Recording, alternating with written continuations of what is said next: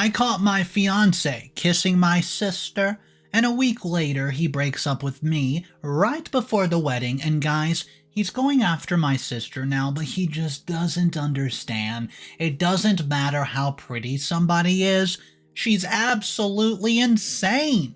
I just gave my younger sister the biggest slap in the face. I think you could not see something more serious in movies. Kelly was just plain jerky.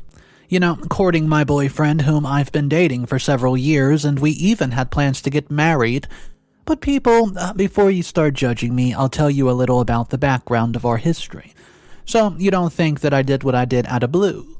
No, this was the culmination of a long time of putting up with disrespect from Kelly. Ugh. Just thinking about the situation makes my stomach turn, and my blood boil. My parents even scolded me for what happened, and I know I'm in for an equally bitter conversation later, but I don't have time for that. I just want to vent in front of you guys. You see, I've been dating Joshua for about 5 years or so. He's really a great partner. We've supported each other through some pretty tough times, like during my graduation or even in the face of his mother's health when she was alive, and we served as a support system for each other. However, for Kelly, this was different, as she felt that we were not, according to her, serious. To make my point, years ago, when I started dating Joshua, she had a radical turnaround. Almost overnight, but not instantly. She avoided Joshua a lot, and she had a habit of avoiding all my boyfriends. I don't know why, and since Joshua was the exception, it could not have been a worse time. After a few months of dating, I introduced him to Kelly, since I had already introduced him to my parents at lunch, and I still remember Kelly's expression when she saw Joshua. It was the same one that Princess has when they see Prince Charming for the first time. Being deeply in love. I thought that was funny enough, but what came next was years of harassment and annoyance from Kelly. See, Kelly sometimes came on to Joshua in a not-so-subtle way. Once she even interrupted us in the bedroom, knowing that we were giving each other more than just kisses when she came in, almost without even saying hello. Just to give us freshly baked cookies. It was the first time in my life that she's done anything ever like that, and I was pretty annoyed at the interruption. But before you ask her, we were ahead of everyone, as we were still in our clothes, thankfully. And that happened too many times when Joshua was staying with us at my house. That's when I even stopped inviting him over, since I was afraid that Kelly would come on to him in less and less discreet ways. Now, we only went to eat out or go to his house, and although I was a little sad that I couldn't take him to mine, at least that did not stop us from enjoying ourselves. Then we took our relationship to the next step, and I moved into his house, where only his father resided after his mother passed away. It was a very hard time for all of us. And even though we had some more quiet time, Kelly was always looking for some ways to make my relationship uncomfortable. She even came to visit as unannounced as she could at Joshua's house. And although he said it was a sweet thing to do because he felt he missed having his sister, I knew deep down that wasn't true, and there had to be a big reason. See, things got more bitter when Kelly started contacting Joshua on the phone. She was texting him at least 3 times a week, writing him for clothing advice, even sending suggestive photos about whether he could do her favors or give her a ride somewhere in his truck. Or worse, and I quote, I just stopped by to say hi and to know you guys were okay. Kelly doesn't give a sack of potatoes how I'm doing. What she wants to know is what Joshua's doing. But it wasn't until a few days ago that the straw broke the camel's back, because Joshua showed me a conversation on his phone, and it was almost pathetic. And I quote you, Hey, how you doing? Hey, not much, you. Do you want an opinion? Sure, tell me. Guys, then she sent a picture of her wearing the thinnest bikini ever and says, What do you think? Looks good? Oh, want to go to the beach, tomorrow? Some friends are going with me. Sorry, I'm fine. Oh, well, you want to see it in person? Kelly, I don't want to do that. I'm not interested, if you know what I mean. Then the conversation goes on and on and on, with Kelly flirting with him even when he said he's not interested. It was annoying, it was outrageous. So that's when I went to my parents' house to confront her, and that's where I came from. I went straight to her room in a rage, and my parents were even worried about seeing me so red and upset. I looked like a tomato that was going to explode. So I arrived telling her, "What's wrong with you? Why do you keep insisting on my man? Don't you have anything better to do, you jerk?" She looked confused, as if she didn't understand anything I was saying. But when I insulted her, she got so defensive. She called me names too and said that I had nothing to be upset about since she, quote, didn't do anything wrong. So when my parents get involved, oh boy, I tried to explain the situation, and she tells me, and I quote to their face, I was a liar. That I was lying just to make her look bad, and that's when, boom, I slapped her upside the head. I gave it to her kind of badly because my hand ended up hurting more than it should have. I nearly broke it. But her cheek turned as red as mine was. I don't know, guys. I was crying my little eyes out, and she just tried to throw herself at me. But my parents, they pulled us apart, and I just yelled at her that I was never going to see her again and didn't want her to see Joshua.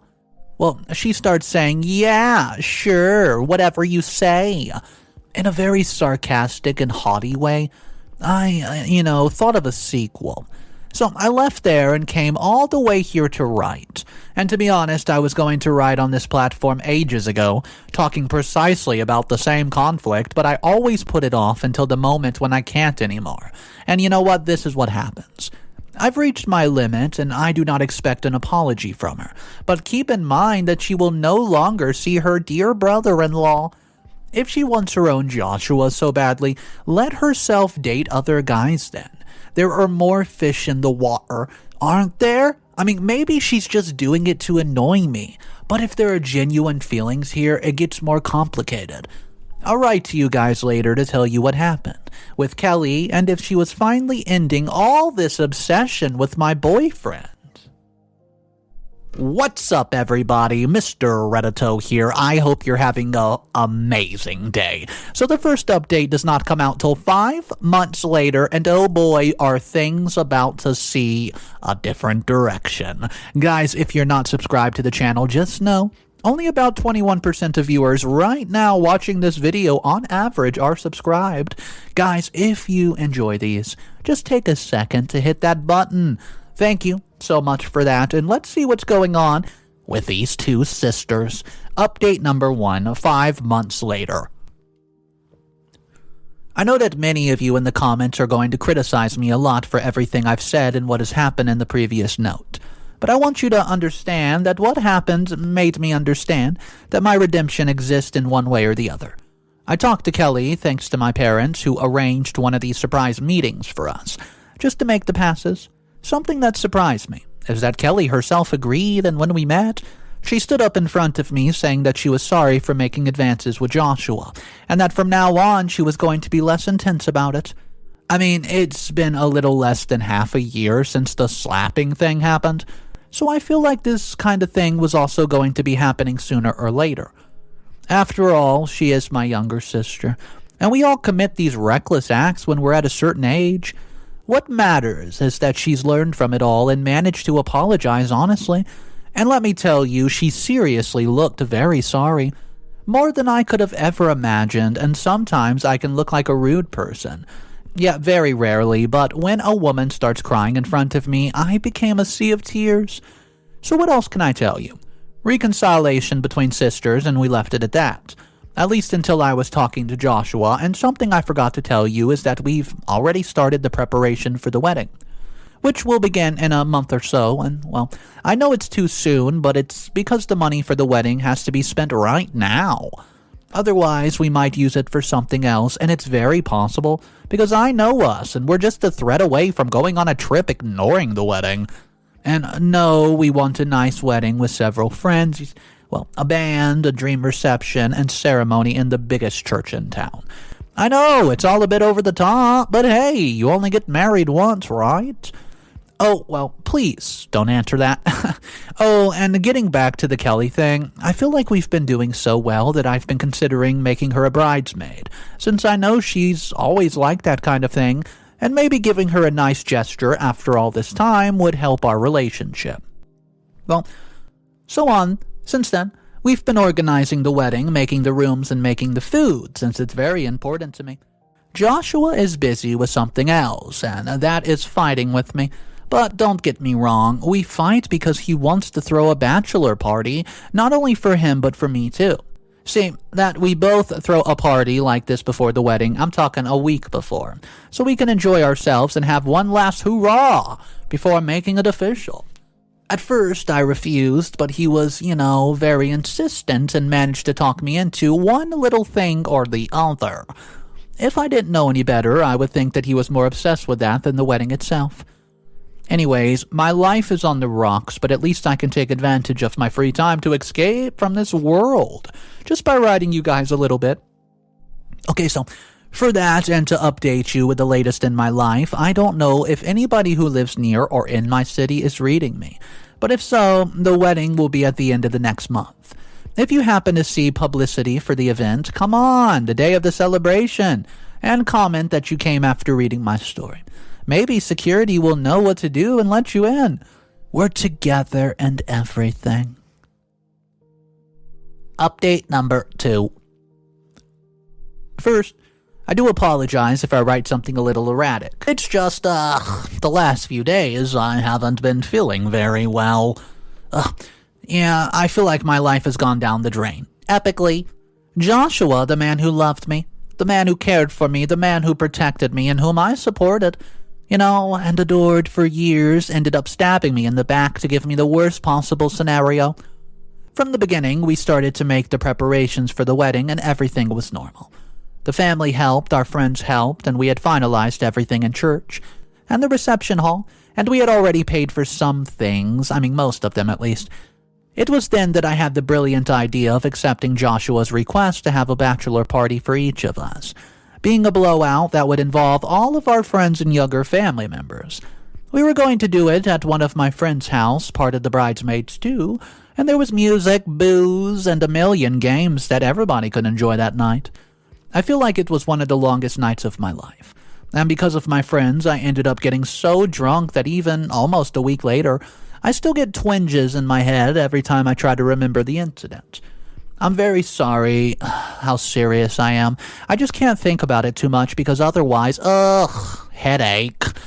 I even considered not riding around here because, so not to perpetuate the pain. I just also feel that by doing so, I can free myself from this burden. And, anyways, let's get to the party, shall we? The party went on as normal. When I went from the patio to the kitchen of the house, I was in my bathing suit because I've been in the pool for a bit. But it was starting to get cold. I wanted to look for a towel before they were all cold and wet, and as I hurried through the kitchen, I found no one but Joshua kissing Kelly. I turned around because I don't know if they realize I caught them, but in retrospect, I would have made a bigger fuss about it. I ran straight to the bathroom and threw up all over my stomach. I thought it would sober me up, but the opposite happened. It was so sudden that I ended up passing out and using the bathroom rug as a pillow. The next day, I'll be honest, I ended up on the living room furniture and I don't know how.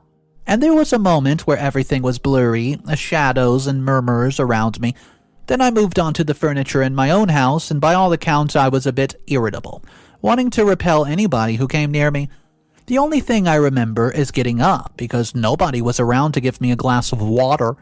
I found my father in the kitchen and told him I'd had a dream where Joshua and Kelly were kissing, and he told me that's ridiculous, that I was just drunk as a skunk yesterday. Oh. At first, I didn't pay much attention to it, but when Joshua came hours later, I told him about it. Now, you guys know very well when a person is lying, don't you? I know that jerk so well that I know when he's lying to me, and when I asked him about it last night, he got very defensive without me having to say much. That to me just denoted something: the more you deny it, the more you are imprisoning yourself. He insisted that I was too drunk to remember anything, but it was my last memory before I passed out. Our conversation escalated to the point when he blurted out a sentence that confessed everything. "We haven't happened again." And that's when I asked him if him and Kelly had happened before, and little by little the web of lies trickled down and fell apart. So I left the conversation up there and just went to my friends. See, my parents were worried and told me that they were going to talk to Joshua and Kelly.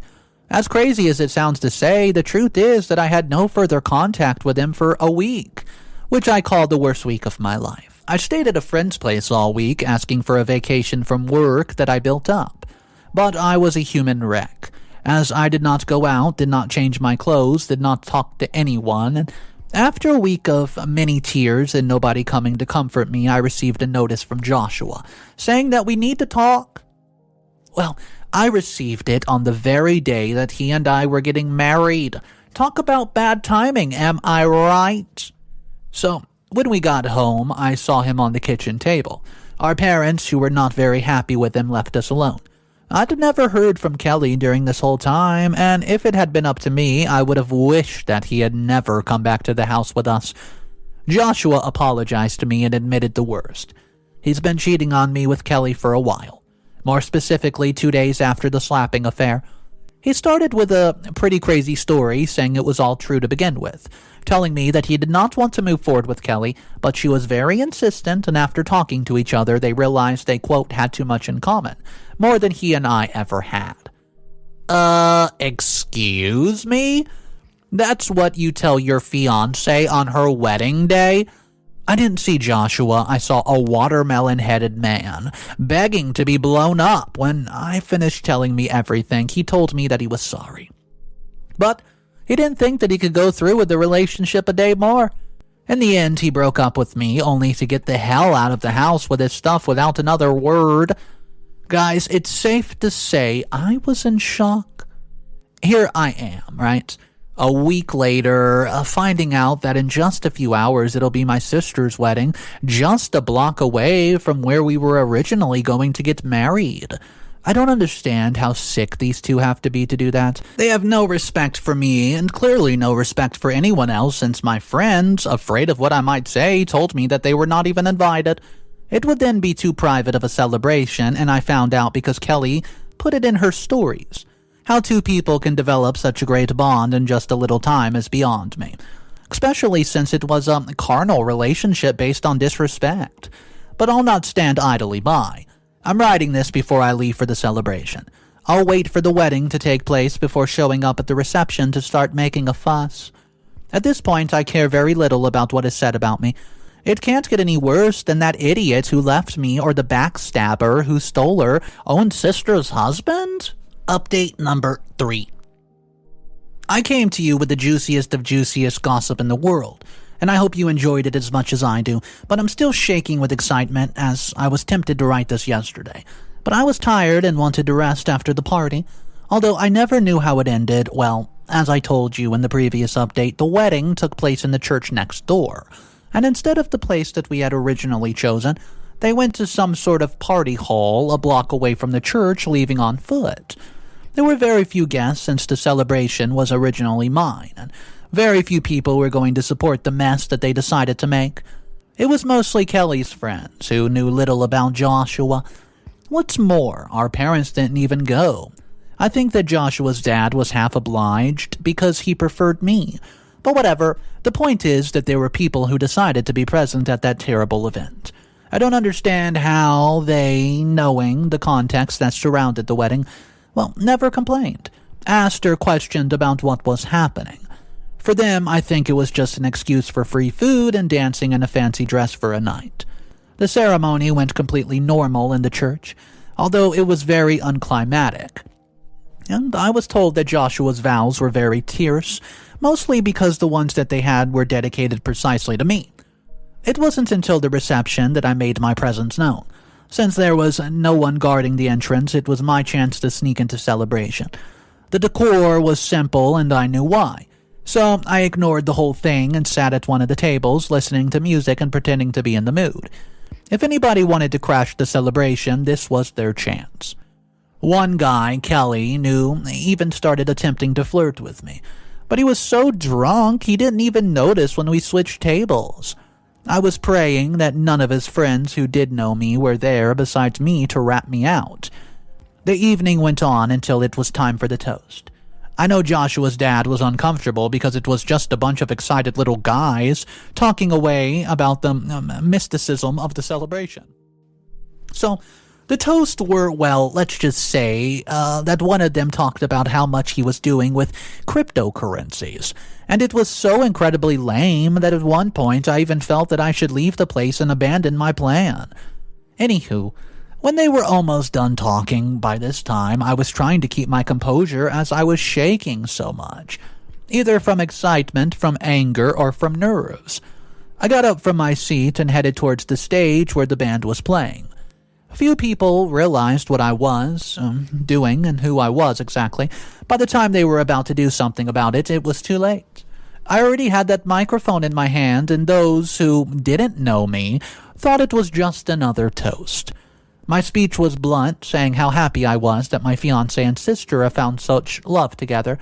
Right in the middle of our wedding preparations, the band stopped the music dead in its track, and I was only seconds or a few words away from making that huge cringe display. However, when I continued to speak, I began to get booed, with my sister feeling increasingly annoyed. Despite how dark the room was, I could see her frowning and wanting to run to hit me, but she did not do this. Quite the opposite, she slowly walked the stage, asking security not to do anything to me at the moment. She came up to me and said already the microphone got in the way of the equation, so we said it all at the top of our lungs. "You never knew how to love him. Well, I gave him all the support in the world, and we've been stronger than you could have ever been.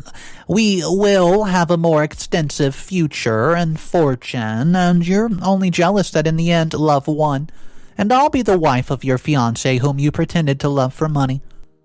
So, ignoring what she said in the end, I replied as satisfactory as I could, for she had unknowingly given me the cue to be able to tell what my revenge was even about. So I said, do you think that he has a fortune? That's what he told you? She starts talking about the businesses that he had invested in years ago and about how he was able to offer such a spectacular wedding. Although the only spectacular thing about it was the big sister's interruption. Otherwise, it would have been any other ordinary party. And I say he doesn't have any of that. He lost it all a couple of years ago. Oh, he didn't tell you? Can you believe you were with him? The money? Oh, the money he doesn't even have. Well, her expression was faster than that of a bunny with an energy drink. She could only say a small, "What?" And then she looked at Joshua, who looked embarrassed about everything that was going on. I could imagine what would be going on in his little head, so I started to tease them. But Kelly could not look at Joshua while he kept his face behind his hands. She would ask if it was true, and he would nod his head in affirmation. Agreement. The life of luxury that Kelly imagined had collapsed, and that's when it was confirmed that she only wanted him for his physique and his supposed fortune because she left the place in tears. And I took advantage of the commotion at the moment and left the place without anyone noticing. Of course, the last sentence I said to Kelly and the microphone still sticks in my mind. "You're a fool. And he's anything but rich, girl. Congratulations."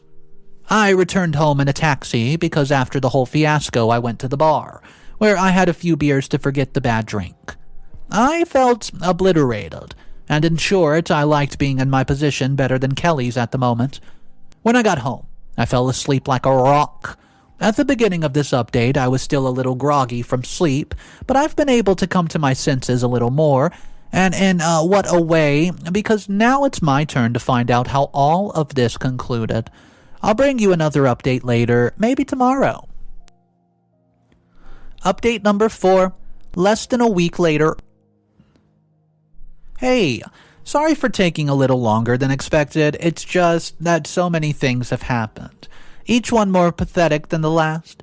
It turns out that Mr. Rich and Miss Devil weren't as much in love as they thought they were. I think it's the quickest divorce I've ever heard of. They simply claim that, quote, the spark has been lost, and that they no longer wanted or could be together.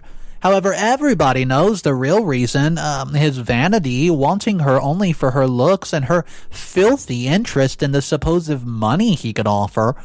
If there was one thing that makes me sad about all this, it's that I was there for Joshua for years, supporting him and giving him my best so he could emerge, but it's true what they say, man ain't people. And he proved to me the phrase still holds true today. He may have thought that being young and dumber, Kelly would have been much easier to manipulate, as he may have even thought that she would be supportive of his laziness and sedentary lifestyle. I was the one who helped the process along for years. And now he's ruining it just for a few casual encounters so he could feel young again. I mean, how pathetic, Joshua, how pathetic. So, my parents got into a bit and just told me that Kelly had absolutely heartbroken, but it could not seem fair to them after all that she's done to me. Dad at one point even said to me, why are these things allowed in the 21st century? In my day, couples, no matter how many problems they had, would have done something like this never. And my mom would continue with, it's not manly to abandon your wife at the altar and then go with somebody else. And even less so when the other person is the sister of the fiancé.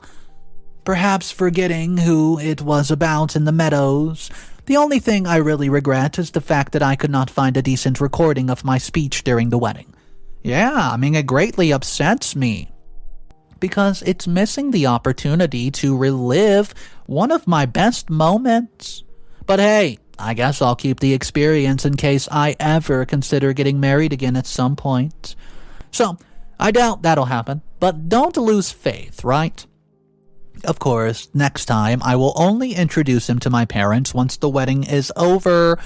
Nobody else will have to play tricks on him.